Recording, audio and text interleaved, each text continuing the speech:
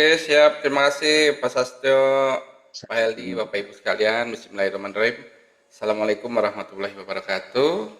Selamat malam, salam sejahtera bagi kita semua. Om Swastiastu, Namo Buddhaya, salam kebajikan. Semoga kita semua selalu diberikan kesehatan, ya, keselamatan, kemudahan dan menjalani hidup, ya.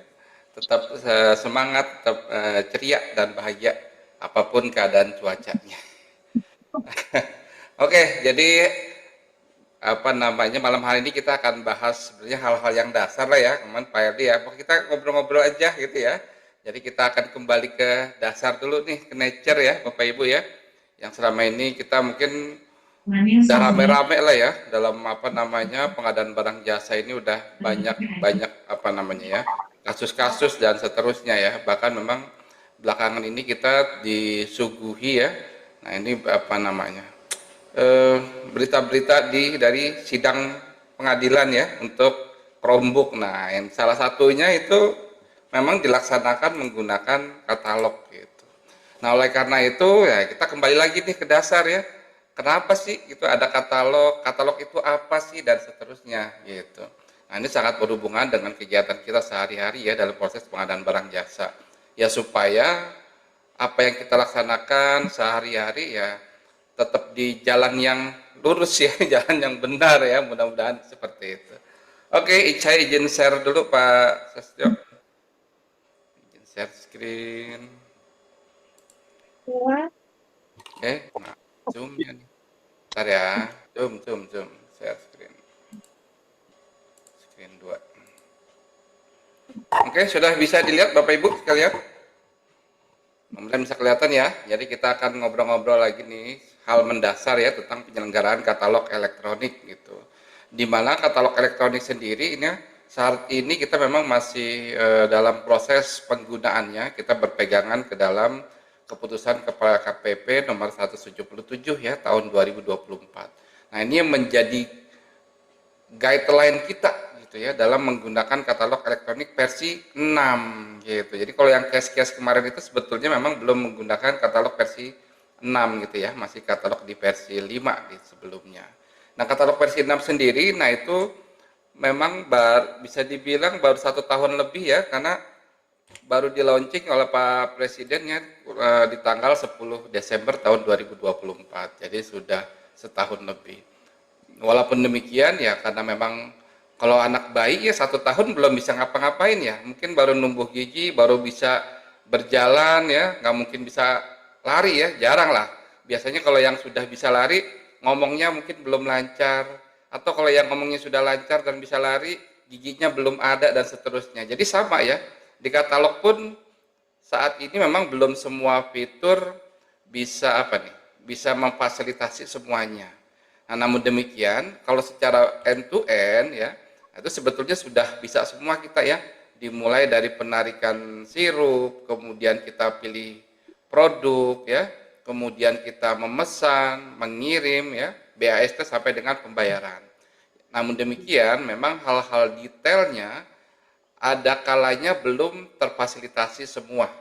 Contoh misalkan di pembayaran. Di pembayaran sudah bisa belum menggunakan LS, menggunakan UP? Sudah bisa. Tapi yang belum bisa adalah ketika pembayaran menggunakan dari kementerian atau lembaga ya. Nah, karena kita memang masih terkoneksi dengan Sakti, nah itu belum bisa menggunakan metode termin ya. Pembayarannya belum bisa termin. Jadi baru bisa yang sekaligus ya dan seterusnya. Jadi memang sambil berjalan katalog versi 6 ini, nah fitur-fitur yang ada pun kita tetap kembangkan gitu ya, walaupun memang tidak bisa berlari langsung ya dengan cepat dan seterusnya. Ya mohon dimaklumi ya, karena memang katalog bisa dibilang antara regulasi dan peraturan itu larinya sama-sama cepat gitu Bapak Ibu. Jadi katalog ini bisa dibilang apa nih? Anak atau produk termuda dari proses pengadaan barang jasa pemerintah kita ya. Jadi dulu yang proses pengadaan barang jasa kita menggunakan metode masih manual ya. Kemudian 2010 sudah kita gunakan secara elektronik ya dengan lahirnya Perpres 54 waktu itu ya dan seterusnya. Kemudian katalog juga baru lahir di tahun 2012 nih. Ya bahkan namanya pun dulu mungkin belum katalog ya. Jadi cikal bakalnya itu dari konsolidasi pengadaan ya, ditambah lagi kontrak payung dan seterusnya. Di 2014, 2015, nah itu baru tuh katalog baru banyak baru masif penggunaannya gitu ya. Nah kemudian di situ muncullah apa nih kategori elektronik perkantoran ya, laptop dan lain-lain. Ya, kemudian berjalan terus, kemudian ada supply side, demand side ya. Nah, kemudian ada apa lagi? Kewajiban menggunakan katalog dan seterusnya. Jadi di tahun 2015 produk di katalog itu juga sudah banyak ya, ada 75.000 item. Namun dari sedemikian banyaknya produk ternyata yang dibeli itu hanya sedikit Bapak Ibu ya, yang dibeli hanya 12%-nya saja. Jadi banyak produk yang tayang di katalog namun tidak dibeli. Gitu. Padahal penyedia sudah sangat antusias nih menggunakan katalog. Nah, setelah itu muncullah kewajiban menggunakan katalog gitu ya. Jadi semua pemerintah, badan barang jasa pemerintah, kalau barangnya ada di katalog maka wajib menggunakan katalog. Gitu. Jadi orang-orang yang belum pernah menggunakan ya biasanya ragu-ragu tuh. Seperti apa sih ya penggunaan katalog ya? Ya, takutnya nanti susah dan seterusnya.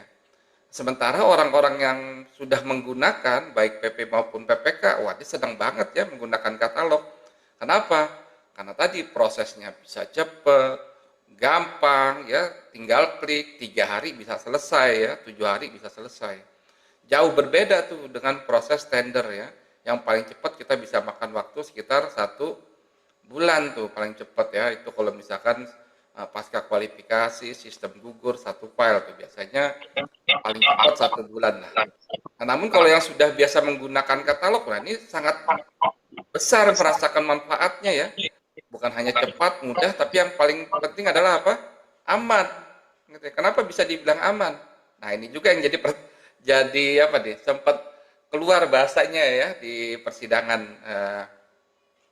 Chromebook itu ya, dibilang kita sudah beli di lewat katalog, ya.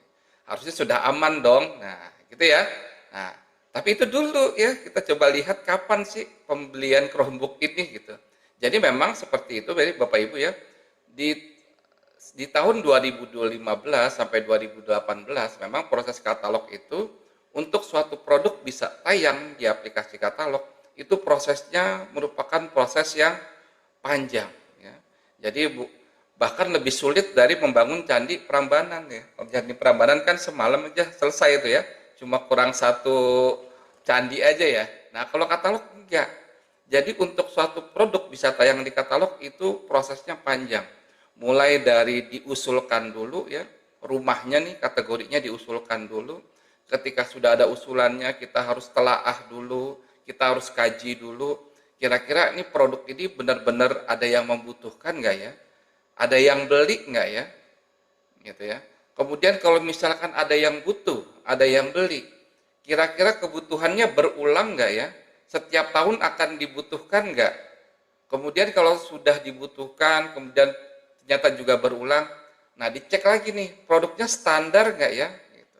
Jadi kita perlu memang memastikan standarisasi ini supaya produk-produk yang dijual nantinya sudah jelas harganya, bisa dipertanggungjawabkan, terukur, dan lain-lain. Kenapa seperti itu? Nah, katalog ini dulu dibangun belum seperti Shopee ya atau Tokopedia. Jadi untuk harga hanya bisa satu harga saja tuh. Gitu, untuk satu produk tayang harganya cuma satu, tidak ada varian, tidak ada pilihan opsi dimensi dan lain-lain ya. Jadi satu harga, satu produk tayang ya harganya satu. Warnanya berbeda gitu ya. Nah itu harus bikin produk yang berbeda lagi penayangannya, seperti itu. Nah oleh karena itu memang harus standar semua tuh, harus bisa dipastikan berapa sih harganya gitu ya, supaya harganya tidak melenceng-melenceng, seperti itu. Nah proses yang panjang itu gitu ya, nah itu dilakukan melalui proses tadi sudah kajian, ternyata sudah setelah dibuat kajian, dinyatakan lolos, maka kita lakukan proses evaluasi terhadap penyedianya, terhadap produknya, juga terhadap harganya. Gitu. Jadi semuanya itu sudah dilakukan evaluasi yang berjenjang. Sehingga ketika suatu produk tayang di aplikasi katalog, itu sudah bisa diyakini bahwa penyedianya benar, produknya betul, harganya terbaik gitu ya. Nah, itu sudah bisa dipastikan tuh, sudah bisa dijamin. Makanya saya waktu itu selaku Pokja katalog juga ya. Nah, kita bisa berani nih menjamin bahwa tidak akan ditemukan produk yang lebih mahal gitu ya di aplikasi katalog dibandingkan di luar. Ya minimal sama lah gitu. Nah, apa yang dilakukan teman-teman Pokja katalog, nah itu sama persis tuh dengan yang ada di pengadilan ya, di Chromebook itu. Jadi kita memang bisa apa nih, menyusun harga dari hulunya ya. Jadi dari hulu berapa sih harga komponen, harga buatnya, harga belinya kalau misalkan produk impor. Barulah nanti kita tambahkan margin-marginnya ya, kemudian komponen-komponen lainnya, misalkan ada instalasi, pemeliharaan, ada pelatihan dan lain-lain. Baru kita tambahkan di situ komponen-komponennya. Kenapa bisa begitu? Gitu ya. Ya karena kita belum mau beli. Gitu. Kita baru mau menayangkan produknya. Sehingga harga produk yang tayang itu adalah harga yang memang terbaik untuk pemerintah ya. Gitu. Sehingga ketika nanti para PPK mau beli, mau purchase, nah itu udah enak ya, tinggal klik saja dan seterusnya. Tapi ingat, harga tayang adalah harga yang diperuntukkan ya, atau HET untuk batas tertinggi. Kalau belinya 1000, belinya 100.000, belinya banyak, ya harusnya ada diskon dong, gitu ya. Nah itulah fungsi negosiasi di dalam katalog elektronik. Nah demikian ya, terus berjalan. Nah ternyata memang tadi prosesnya yang panjang tersebut, ya rasanya ternyata sudah tidak cocok lagi ya, khususnya ketika kita sudah masuk ke era COVID waktu itu. Sehingga muncullah di tahun 2021 adanya perubahan Bapak Ibu ya, bahwa untuk suatu produk tayang di katalog tidak lagi memerlukan proses evaluasi khususnya di produk dan di harga. Jadi kita kembalikan tuh ke pasar gitu ya, kita kembalikan ke pasar. Supaya apa?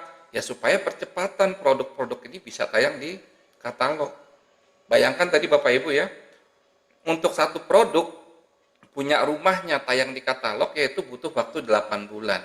Kemudian kita umumkan, cari pemenangnya, tayang tuh produknya, kita kontrak 2 tahun.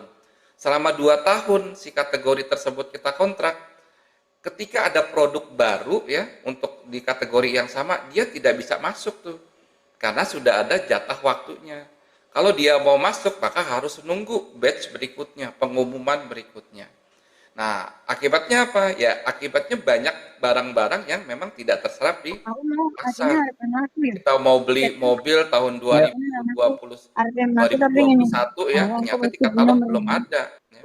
Masih produknya ada tahun 2020 gitu. Nah, itulah salah satu kelemahan katalog yang zaman dulu ya. Karena produk itu lama untuk tayang di katalog. Demikian juga ketika ada perubahan harga. Nah, karena harganya itu dikontrak, maka tidak bisa kita melakukan perubahan harga sewaktu-waktu.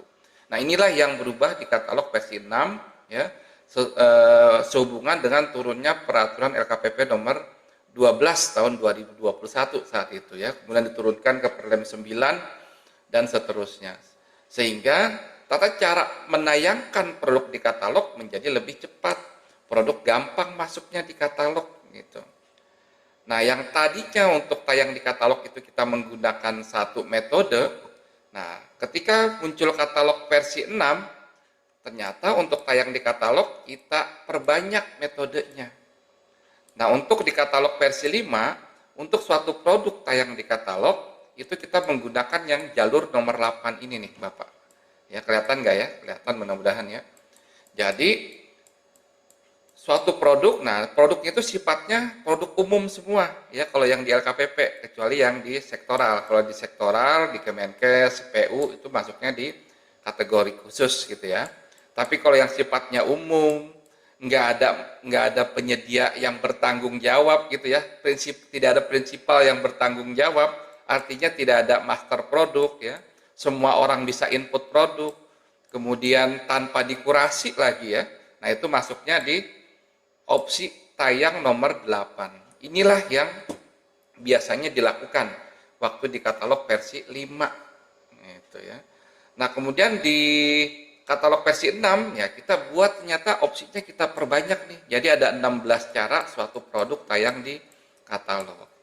Dan sayangnya memang ya karena demi kecepatan suatu produk bisa tayang, ketika pertama kali katalog versi 6 ini ditayangkan, nah semuanya juga masih menggunakan yang jalur nomor 8. Jadi kategorinya umum, tidak pakai master produk, semua penyedia bisa nginput, kemudian tidak dikurasi ya. Nah, pertama-tama masuklah yang nomor 8. Kemudian kita bertahap, kita tambahkan ada proses kurasi. Nah, jadi muncullah yang tahap 7 dan opsi 7 dan opsi 8. Nah, tadi Pak Heldi sudah nyinggung tuh ya. Jadi hari Senin kita akan launching master produk. Nah, jadi kita opsi yang jalur ke atas nih ya. Nah, kita aktifkan nih master produk penyedia. Nah, sebetulnya untuk master produk penyedia ini juga sudah diterapkan untuk yang sektoral ya atau kategori khusus untuk di alat kesehatan, kemudian obat ya. Nah, itu kita sudah menggunakan master produk. Termasuk juga untuk pekerjaan konstruksi ya, untuk pekerjaan Bina Marga, Cipta Karya dan SDA ya. Nah, itu sudah menggunakan master produk. Tapi untuk yang kategori khusus. Nah, kategori umum belum ada tuh. Nah, beberapa sebulan ya, mungkin sekitar beberapa bulan deh. Nah, kita keluarkan master produk khusus untuk peralatan elektronik. Nah, kenapa sih peralatan elektronik duluan? Ya karena yang paling gampang. Kan semua vendor elektronik, laptop, ya gitu ya, khususnya ya PC, nah itu biasanya pasti ada prinsipalnya. Kalau nggak ada prinsipal ya paling nggak ada distributor utama. Nah, prinsipal dan distributor utama inilah yang berkewajiban gitu ya, yang memiliki kewenangan untuk menginput master produknya. Gunanya apa sih master produk ini ya? Gunanya adalah supaya informasi produk itu jelas, ya, tidak simpang siur, tidak berbeda-beda. Ya. Yang paling penting bahkan yang termasuk paling penting adalah soal harganya dan pertanggungjawabannya nanti. Contoh misalkan kita sudah tayang misalkan apa ya, minuman air mineral ya. Mungkin ada penyedia A yang ngetiknya itu 500 mili. Kemudian ada penyedia B yang inputnya 500 ml. Ada yang menulis 500 spasi mililiter. Nah, itu kan untuk sebenarnya produknya sama, tapi penginputannya beda. Gitu ya, cara inputnya beda. Nah, harganya nanti kalau harganya beda-beda pun, nah sistem akan akan kesulitan nih dalam proses monitoring. Apalagi user gitu ya. Nah, ini akan membeda-bedakan tuh. Jadi waktu filter produk mungkin nanti akan kesulitan. Nah, sementara kalau untuk master produk, maka nanti yang menginput cukup satu pihak saja. Gitu ya. Siapa? Ya dalam hal ini kalau elektronik adalah prinsipalnya atau distributor utamanya. Dia ngetik tuh misalkan Acer tipe A10 gitu ya. Nah, spesifikasinya apa saja sih? Kemudian HET-nya atau SRP-nya ya, suggest rate price-nya, harga yang disarankan itu kalau beli satu berapa sih harganya? Nah, itu semua nanti sudah diinput oleh si prinsipal ya melalui master produk. Nah, kemudian bagaimana partner-partnernya atau resellernya? Nah, resellernya dia tidak perlu menginput produknya lagi. Gitu ya. Jadi tinggal pilih saja. Tinggal pilih produknya. Kemudian kalau ada informasi yang spesial, misalkan garansinya dia mau nambahin, kalau dari distributor mungkin cuma masukinnya 1 tahun ya. Nah, tapi mungkin partnernya mau ngasih servis lebih nih, mau ditambahin jadi 2 tahun, nah itu pasti bisa ditambahkan informasinya. Kemudian harganya gimana? Nah, dia juga memasukkan harganya. Bedanya dengan yang umum, kalau di umum dia bisa bebas memasukkan, menginputkan berapa saja. Nah, kalau yang sifatnya master produk, nah itu ada batas tertingginya tadi ya melalui SRP-nya. Jadi dia hanya bisa input harga di bawah harga SRP. Harga suggest, harga yang disarankan oleh si prinsipal. Nah, jadi lebih enak ya, sudah tinggal beli produknya, harganya juga sudah dijamin oleh prinsipal gitu ya. Kemudian nanti proses kurasinya pun jadi lebih simpel. Kalau yang umum tadi kan kurasi, ganti produk, ganti stok, kurasi lagi gitu ya. Semua penyedia produknya padahal sama, tapi sama-sama dikurasinya berkali-kali itu.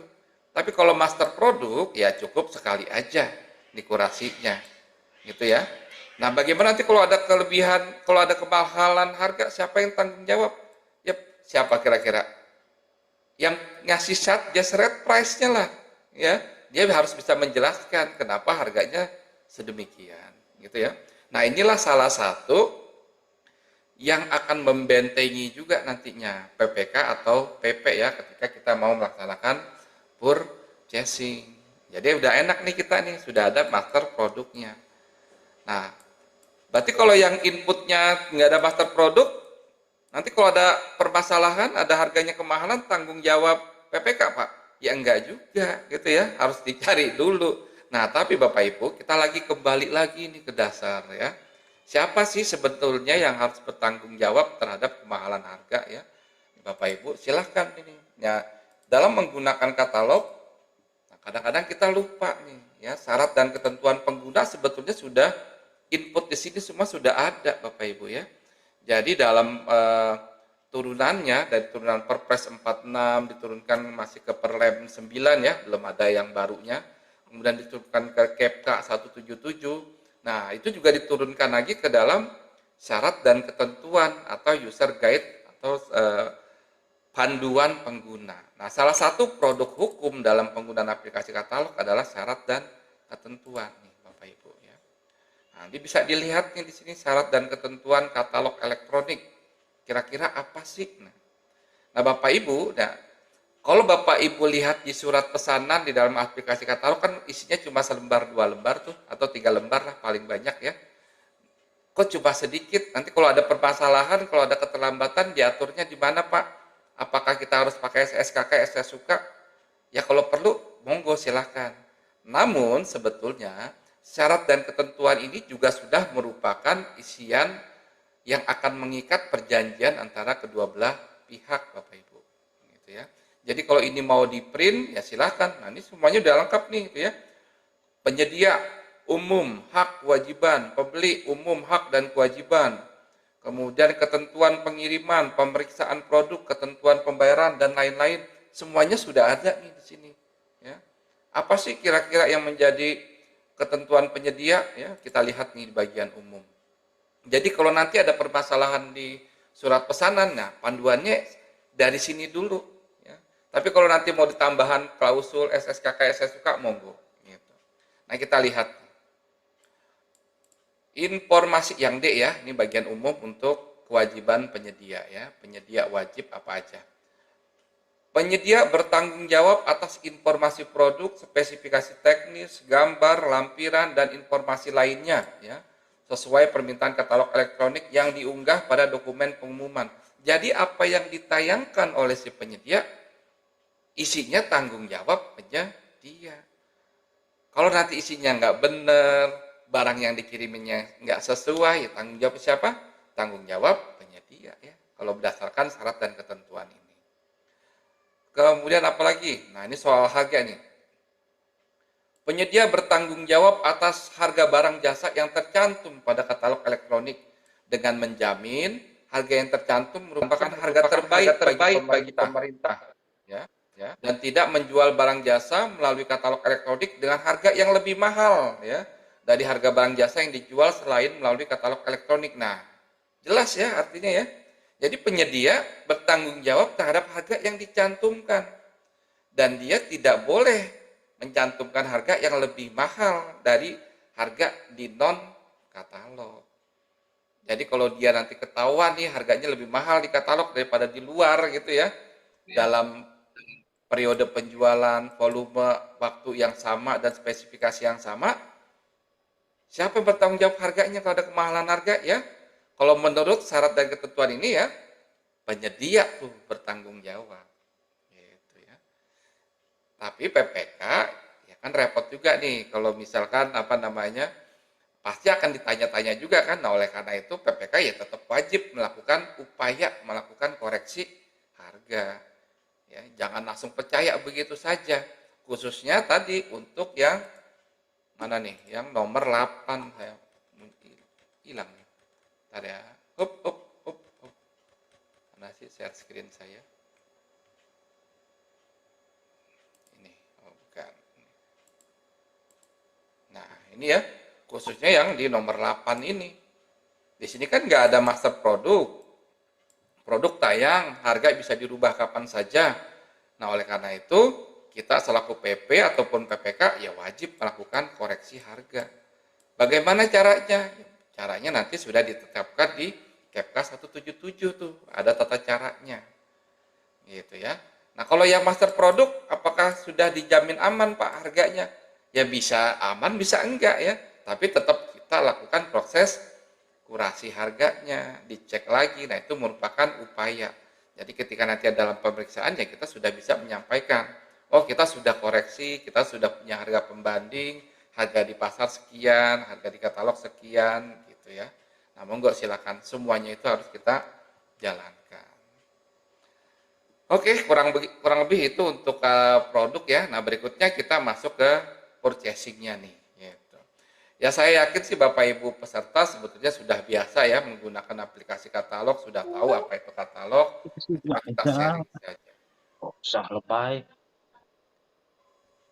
Oh, Bentar ya, ini saya slide-nya kayaknya ketukar nih. Bentar, nih saya udah ada yang update.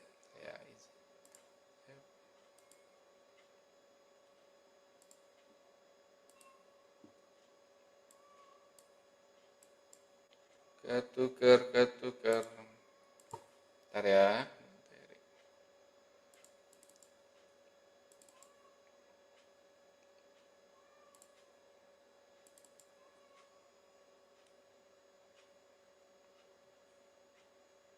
Sampai mana tadi kita nih? Oke, purchasing ya. Nah, ini dia. Kita masuk ke purchasing katalog untuk katalog versi 6 ya. Nah, Bapak Ibu, jadi untuk ada sedikit perbedaan ya. Tadi bagaimana cara produk itu tayang di katalog ya. Jadi versi 5 dan versi 6-nya. Jadi kalau di versi 5 ya semuanya pakai evaluasi tadi ya. Sedangkan di versi 6 sekarang tidak dievaluasi lagi secara manual oleh Pokja, tapi sudah dilakukan secara elektronik ya. Untuk KBLI sudah integrasi dengan OSS, untuk NIK ya sudah terintegrasi dengan Privi maupun BSRE ya sudah melalui Dukcapil dan seterusnya ya. Kemudian harga, nah kalau yang dulu harga itu dikontrak, kalau saat ini untuk katalog versi 6 harga bisa dirubah kapanpun oleh penyedia. Jadi hati-hati kalau misalkan kita mau beli ya, dilihat dulu, ditanya dulu riwayat harganya. Jangan sampai harga sekarang 10.000, kemudian besok harganya dirubah menjadi 12.000, kita beli. Tiba-tiba sama penyediaannya besoknya harganya diturunkan lagi. Nah itu harus hati-hati ya, itu ke monitor tuh, nanti kelihatan tuh ya. Seperti itu. Nah, untuk di Perpres 46 ya, seperti kita ketahui bersama, di Perpres 46 tahun 2025 ya, nah ini di ayat 5-nya nih Bapak Ibu, yang di Perpres 16 kewajiban penggunaan katalog itu sudah ditiadakan. Nah, namun sejak Perpres 46 tahun 2025, kembali muncul kewajiban pelaksanaan e-purchasing, ya, khususnya di ayat 5. Jadi kalau barangnya ada di katalog, Bapak Ibu, kita tidak boleh beli menggunakan metode lain. Harus gunakan purchasing melalui katalog elektronik. Nah, namun demikian ada pengecualian nih di pasal 5A-nya. Kapan boleh tidak lewat katalog? Pertama, jika memang yang tayang tidak memenuhi kebutuhan, produknya nggak ada, nggak bisa melayani di wilayah kita, volumenya nggak cukup, dan seterusnya. Itu yang pertama. Yang kedua, apabila berdasarkan pertimbangan beli di luar katalog ya, selain menggunakan katalog ternyata lebih efektif dan lebih efisien. Kita lihat di katalog, kita lakukan negosiasi, ternyata harganya tidak lebih murah ya ketika ada ongkos kirim dibandingkan di toko sebelah gitu ya. Ya silakan aja kalau emang toko sebelah lebih murah ya, itu diperbolehkan. Kemudian Jika memang dikecualikan, maka nanti ada justifikasi ya atau penilaian dari PPK-nya. Jadi tidak boleh sewenang-wenang PPK-nya langsung, saya langsung tender aja deh. Nah, harus hati-hati. Kenapa pilih tender? Harus ada bukti penilaian dari PPK-nya, justifikasinya disiapkan. Gitu ya. Nah, kemudian untuk metode purchasing sendiri ada 3 ya. Kalau berdasarkan peraturan sih ada 3 nih. Ada negosiasi, ada mini kompetisi, dan ada kompetitif katalog. Nah, namun demikian untuk kompetitif katalog rasanya sih sudah apa ya? Sudah semi dapat difasilitasi oleh mini kompetisi. Jadi kalau dulu memang rencana kita mengembangkan kompetitif katalog ini untuk mengakomodir proses pekerjaan konstruksinya, gitu ya. Namun saat ini mini kompetisi juga berkembang terus sehingga untuk pekerjaan konstruksi pun ini bisa menggunakan mini kompetisi. Apa bedanya negosiasi dengan mini kompetisi? Kalau negosiasi ya udah tinggal pilih satu penyedia yang diyakini mampu punya produknya, Bapak Ibu yakin mau negonya berapa, punya kemampuan ya, penyediaannya lebih dari satu ya silakan. Penyedia lebih dari satu. Penyedianya apalagi kalau penyediaannya cuma satu itu ya silakan lakukan proses negosiasi. Tapi kalau Bapak Ibu nggak yakin, ragu-ragu mau negonya berapa gitu ya, nah mau menggunakan mini kompetisi juga silakan. Jadi nanti mini kompetisi adalah membandingkan 2 penyedia atau lebih ya, yang memiliki produk yang sama atau produk yang serupa nih spesifikasinya atau spesifikasinya sejenis ya. Jadi kalau penyediaannya lebih dari satu, ada banyak, kita mau supaya apa nih? Supaya membantu kita ya melakukan koreksi harga ya silakan gunakan mini kompetisi. Ada syaratnya nggak Pak? Ada kewajibannya Pak? Nggak ada ya. Jadi mau pilih negosiasi monggo boleh, mau pilih mini kompetisi juga monggo silahkan. Kecuali memang untuk kategori-kategori tertentu. Contoh misalkan di pekerjaan konstruksi ya, nah itu hanya bisa diproses melalui mini kompetisi. Jadi tidak bisa negosiasi. Nah yang terbaru adalah saya nggak tahu nih sudah pada tahu belum ya. Kalau untuk material ya, material konstruksi, nah itu saat ini sudah bisa menggunakan negosiasi. Nah ini bisa digunakan misalkan kita sudah punya nih pekerjaan konstruksinya, tapi CCO kurang pasir, kurang semen gitu ya. Nah masa beli materialnya mini kompetisi lagi kan penyediaannya udah ada. Nah oleh karena itu silakan nanti menggunakan proses menggunakan proses negosiasi ya untuk beli materialnya. Kalau kurang atau memang kita sudah punya tukang ya, supply by owner misalkan gitu ya. Nah, ini tinggal ngerjain aja, kita materialnya mau beli sendiri, ya monggo kita bisa menggunakan metode negosiasi untuk material. Nah, untuk regulasi ya, pedoman untuk negosiasi itu ada di KPK 177. Nah, saya singkat aja mungkin nih untuk negosiasinya. Jadi Bapak Ibu, biasanya kita gimana sih cara negosiasi ya? Biasanya tinggal langsung pilih aja gitu kan ya. Nah, padahal harus hati-hati nih. Karena kita sudah punya ketentuan juga untuk cara negosiasi. Jadi ada tahapan persiapan dan ada tahapan pelaksanaan. Persiapannya ngapain? Ya pilih produk ya. Kemudian kita persiapkan referensi harga, harga pembanding, kira-kira kita mau negonya berapa, sumber datanya dari mana, nah semuanya harus dipersiapkan. Ya. Nah semua persiapan nanti dikumpulkan ke dalam dokumen persiapan pengadaan. Jadi sama, mau purchasing, mau tender harus punya DPP, dokumen persiapan pengadaan, ada KAK-nya, HPS kalau misalkan di atas 100 juta, kemudian ada rancangan kontrak kalau diperlukan, gitu ya. Kalau misalkan udah nurut aja SSKK suka, ya monggo aja juga siap, diperbolehkan, gitu ya. Nah kemudian kalau sudah tahapan persiapan, barulah kita lakukan proses pelaksanaannya, ya, mulai dari klarifikasi, kemudian pilih opsi pengiriman, kemudian lakukan proses negosiasi ya. Kalau sudah deal ya baru lakukan penandatanganan surat pesanan. Untuk surat pesanan bisa diadendum, bisa dibatalkan dan seterusnya. Nah, ini bagian dari proses pelaksanaan pekerjaan ya. Lanjut terus sampai serah terima, pembayaran, dan terakhir adalah penilaian kinerja penyedia. Sayangnya untuk penilaian kinerja penyedia saat ini di katalog versi 6 belum ready ya gitu. Nah di tahapan persiapan kita ada satu-satu ya, bahas apa nih. Nah ini ya, Jadi ketika kita menyusun dokumen kan kita pasti menyusun spesifikasi teknis dong, sudah punya dong ya.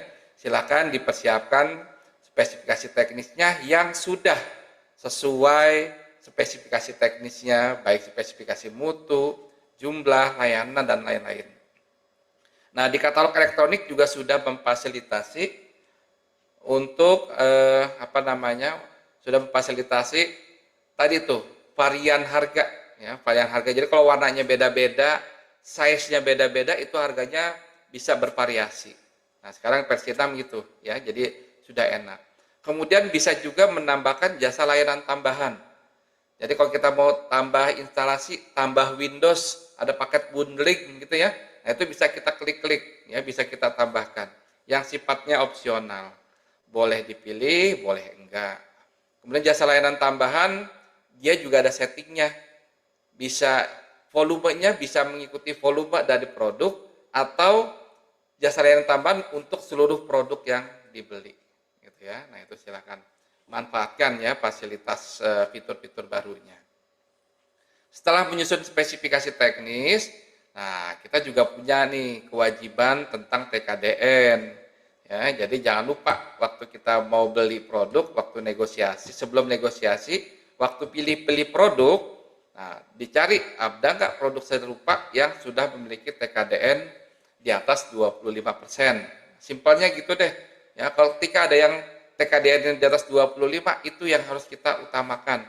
Mau sudah 40 dengan BMP atau belum, utamakan yang belinya di atas 25% ya. Nah, itu sesuai dengan Perpres 46. Kalau nggak ada, baru yang boleh di bawah 25%. Kalau nggak ada juga, bolehlah yang ngaku-ngaku PDN, tapi harus masuk ke daftar SIMAK Kemenperin ya, produk dalam negeri. Gitu. Jadi tidak boleh ngaku-ngaku begitu saja, tapi harus sudah masuk ke daftar SIMAK-nya. Kalau dia benar-benar merupakan produk PDN. Nah, kalau sudah kita syaratkan produk PDN, sudah kita filter di aplikasi katalognya, kita pilih, oh ada yang TKDN-nya 25, ya sudah, jangan dilirik yang lainnya. Gitu ya. Nah, berikutnya, produknya sudah, berikutnya kita lihat kualifikasi si penyedianya.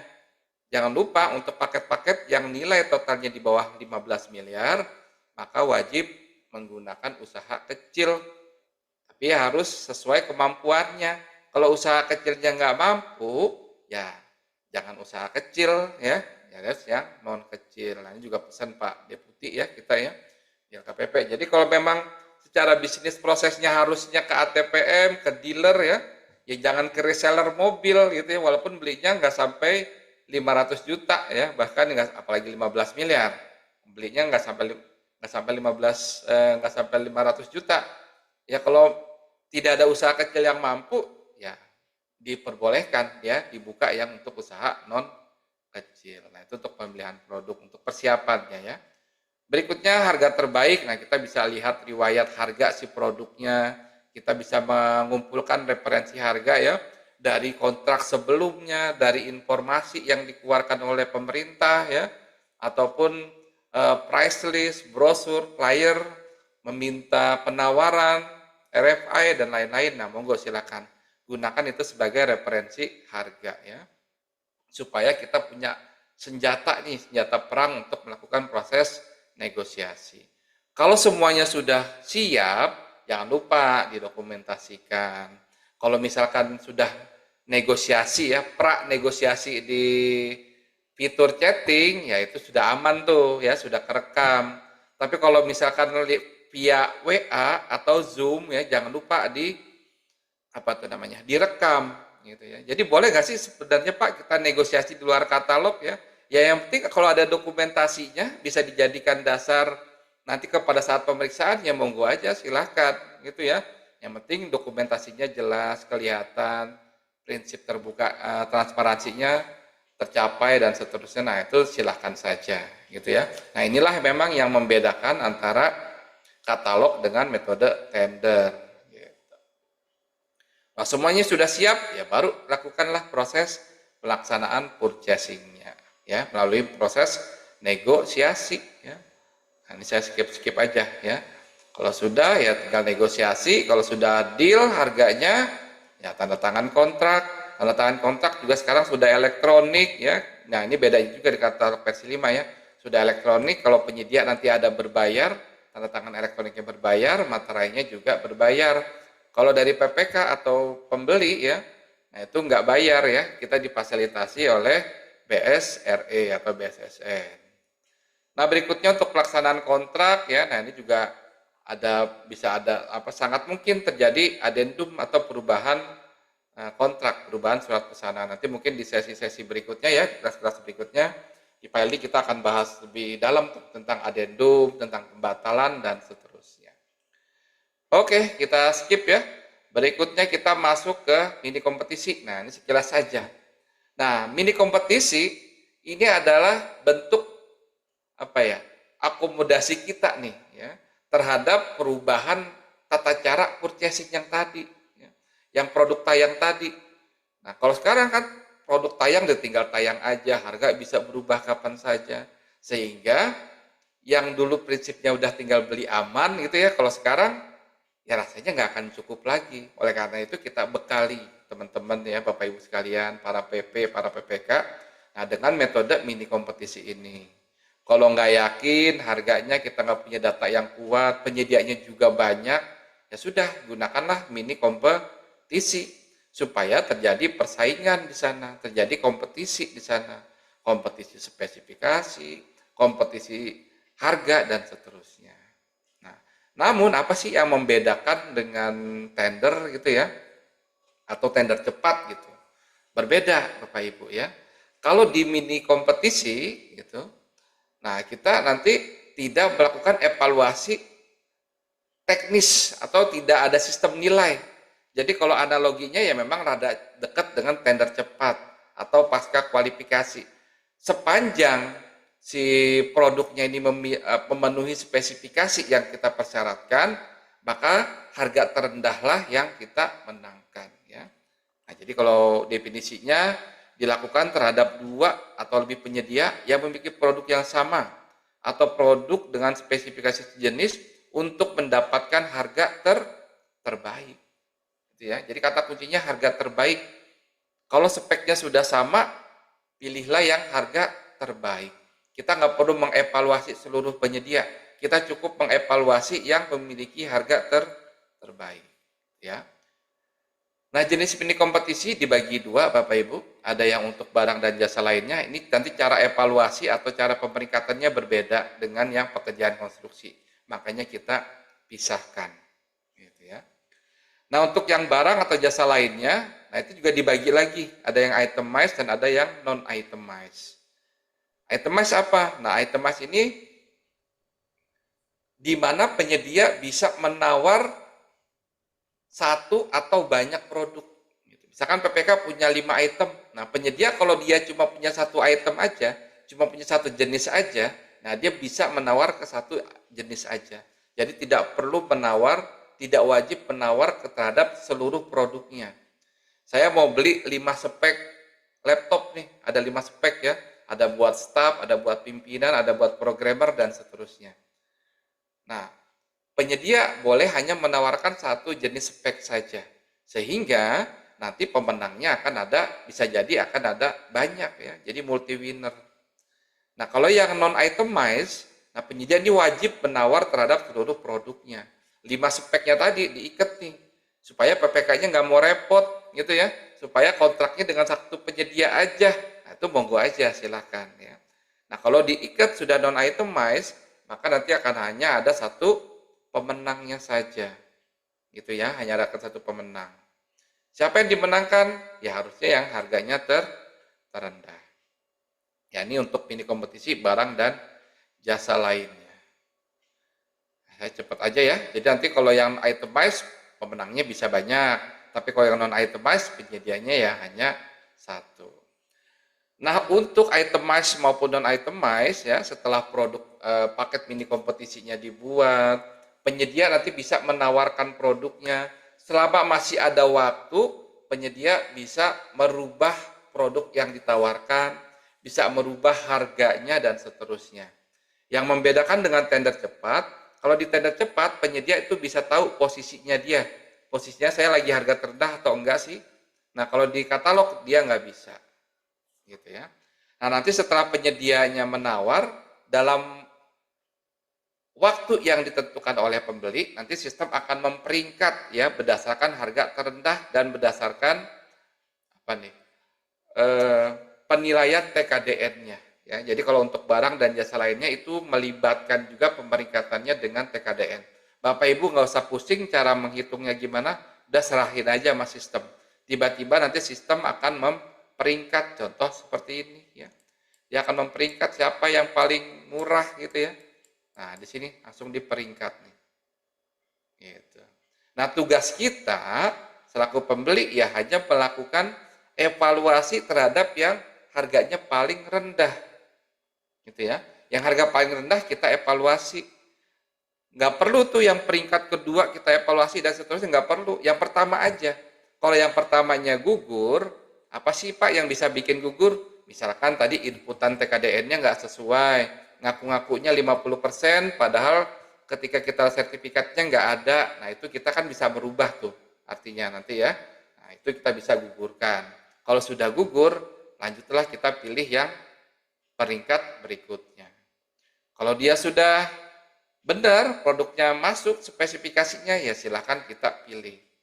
Pak, bagaimana kalau misalkan penyedia yang kedua menawarkan spesifikasinya lebih tinggi dari yang pertama? Nggak peduli, Bapak Ibu ya. Selama yang pertamanya itu speknya masuk, ya kita menangkan dia. Gitu. Kalau speknya masuk, evaluasi teknisnya oke, evaluasi TKDN-nya oke, itulah yang kita menangkan. Itu ya. Setelah menang, bagaimana? Ya langsung konfirmasi penyediaannya melakukan persetujuan, tanda tangan kontrak, dan proses pelaksanaan. Nah, ini hampir sama ya. Bagaimana bedanya dengan yang pekerjaan konstruksi? Nah, untuk pekerjaan konstruksi, dia hanya menggunakan proses seperti non-itemized. Jadi, penyedia hanya bisa menawar ke seluruh produk. Nggak boleh cuma material A aja yang ditawar. Kalau dia nggak punya satu produk aja, gitu ya, ya maka dia tidak bisa menawar. Jadi semua produknya harus ditawar. Sehingga untuk pekerjaan konstruksi ya hanya akan ada satu pemenang. Nah, yang membedakan apa dengan si barang ya, non itemized di barang dan jasa lainnya? Yang membedakan adalah cara pemeringkatan dan cara evaluasi. Kalau untuk pekerjaan konstruksi betul-betul melihat harga terendah tanpa ada perhitungan TKDN-nya. Ya. Jadi TKDN itu tidak menjadi faktor penentu kemenangan, tapi untuk menjadi persyaratan.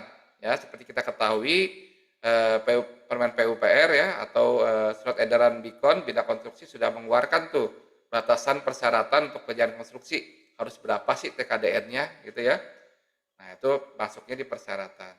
Jadi nanti sistem akan memperingkat berdasarkan harga yang terendah saja. Ya, jadi urutan papan peringkat kompetisi dengan diurutkan peserta dengan mulai dari harga penawaran terendah. Nah, peserta yang memiliki harga penawaran terendah, Bapak evaluasi SKP-nya, teknisnya, kemudian evaluasi kewajaran harga apabila penawarannya di bawah 80%. Kalau setelah dievaluasi penawaran ternyata dinyatakan sesuai, ya maka kita bisa tentukan dia sebagai pemenang. Begitu kurang lebih mini kompetisinya ya.